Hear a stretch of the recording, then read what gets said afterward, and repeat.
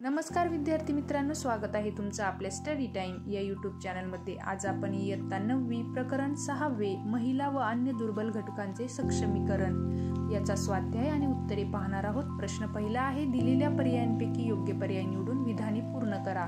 यामधील पहिलं विधान आहे, इसवी सन 1992 मध्ये आंध्र प्रदेश या राज्यात मद्यपान विरोधी चळवळ सुरू करण्यात आली।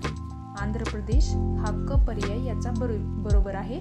दुसरा आहे, भारत सरकारने 1975 मध्ये डॉक्टर फुलरेणू गुहा यांच्या अध्यक्षतेखाली महिला आयोगाची स्थापना केली। पहिला पर्याय बरोबर आहे।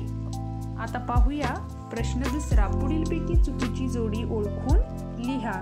यामध्ये उत्तर आहे आपलं चुकीची जोडी ज्योती म्हापसेकर महिला आयोग ही जोडी चुकीची आहे। आता पाहूया प्रश्न तिसरा, पुढील विधाने सकारण स्पष्ट करा। यामध्ये पहिलं आहे, भारतात स्त्री मुक्ती चळवळीस सुरुवात झाली आणि याचं उत्तर आहे महाराष्ट्रात 1975 मध्ये स्त्रीमुक्ती संघर्ष समितीच्या वतीने स्त्रियांसाठी राज्यव्यापी परिषद झाली। 1978 मध्ये या समितीने लिंगभेद जातीभेद या विरोधात संघर्ष करण्याचे जाहीर केले। अनेक महिलांनी नियतकालिके, पथनाट्ये, गीतसंग्रह आणि संस्थागत स्थापने असे उपक्रम सुरू केले। स्त्री अत्याचाराविरुद्ध परिषदा घेण्यात आल्या। अनेक पक्षांनी, संघटनांनी हुंडा, स्त्री भ्रूण हत्या, कौटुंबिक अत्याचार या प्रश्नावर संघर्ष केले। स्त्री प्रश्नांवर संशोधने सुरू झाली। या सर्व कृतीतूनच महाराष्ट्रात स्त्री मुक्ती चळवळीस सुरुवात झाली। आता पाहूया यामधील दुसरं विधान, 1984 मध्ये हुंडा बंदी सुधारणा कायदा करण्यात आला आणि याचं उत्तर आहे भारतात 1961 चा हुंडा बंदी कायदा अस्तित्वात असूनही अनेक स्त्रियांचे संशयास्पद मृत्यू घडतच होते। या प्रकारांची चौकशी झाल्यानंतर या घटनांमागे हुंडा हेच कारण असल्याचे उघड होत होते। पोलिसांसह सर्व यंत्रणा हुंडाबंदी कायद्यात सुधारणा करून तो अधिक कडक केला पाहिजे असेच मत देत होत्या। स्त्रियांना अधिक संरक्षण देण्याची गरज होती, त्यामुळे 1984 मध्ये हुंडाबंदी सुधारणा कायदा करण्यात आला। पुढचा तिसरं विधान आहे, अस्पृश्यतेच्या रूढीवर कायद्याने बंदी घातली आणि याचं उत्तर आहे भारतात अनेक वर्ष अस्पृश्यता पाळली जात असे। या रूढीमुळे अस्पृश्यांचे जीवन हलाखीचे बनले होते। स्वातंत्र्योत्तर काळात भारतीय संविधानाने नागरिकांना स्वातंत्र्य, समता, बंधुत्व, सामाजिक न्याय या मूल्यांचा पुरस्कार केला।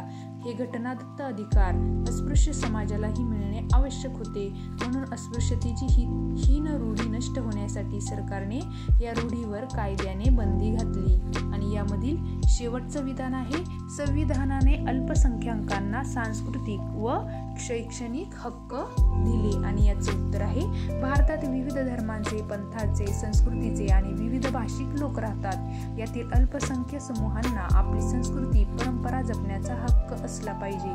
आपल्या वैशिष्ट्यपूर्ण भाषेचा विकास त्यांना करता आला पाहिजे। आपले शिक्षण संस्था स्थापन करता आल्या पाहिजेत। यासाठी संविधानाने अल्पसंख्याकांना सांस्कृतिक व शैक्षणिक हक्क दिले आहेत। अशा प्रकारे हा प्रश्न आपण लिहिला आहे। आता प्रश्न चौथा पाहूया, टिपा लिहा। यामधील पहिली टिप आहे आपली चिपको आंदोलन आणि याचं सविस्तर उत्तर तुम्हाला येथे दिलेलं आहे, ते पाहून व्यवस्थित लिहून घ्या। चॅनलवर नवीन असाल तर आपल्या स्टडी टाइम या यूट्यूब चॅनलला नक्की सबस्क्राईब करा। आता पाहूया पुढची टिप, मानव अधिकार संरक्षण कायदा आणि हे आहे याचं उत्तर लिहून घ्या। आता पाहूया आपण प्रश्न 5वा, पुढील प्रश्नांचे सविस्तर उत्तर लिहा। स्त्रियांची एकत्रित शक्ती विविध क्षेत्रात सुधारणात्मक बदल घडवून आणू शकते, हे विविध उदाहरणांनी स्पष्ट करा आणि हे याचं सविस्तर उत्तर दिलेलं आहे। अशा प्रकारे हा स्वाध्याय आपला येथेच संपलेला आहे। परत भेटू नवीन स्वाध्यायामध्ये। तोपर्यंत आपल्या स्टडी टाइम या यूट्यूब चॅनलला लाईक, शेअर आणि सबस्क्राईब नक्की करा आणि तुम्हाला कोणत्या विषयाचा आणि कोणत्या प्रकरणाचा स्वाध्याय हवा आहे हे आम्हाला कमेंट करून नक्की सांगा। धन्यवाद।